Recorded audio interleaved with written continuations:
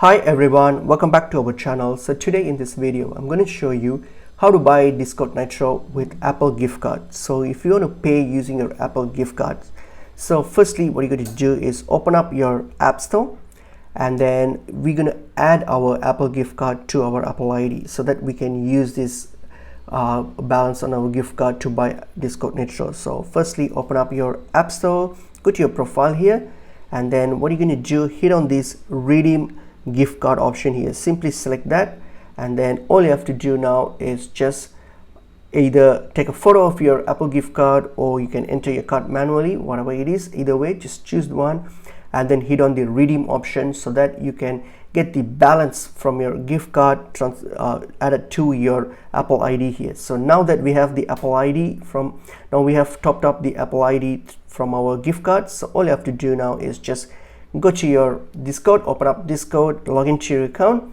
and then hit on this U option here, and then hit on the Nitro option so that you're going to go to the payment page here. So select the plan that best suits you, just select it, get basic, and then choose however you want to the plan, whether yearly, monthly, whatever it is best suits you. Just select that, hit on purchase.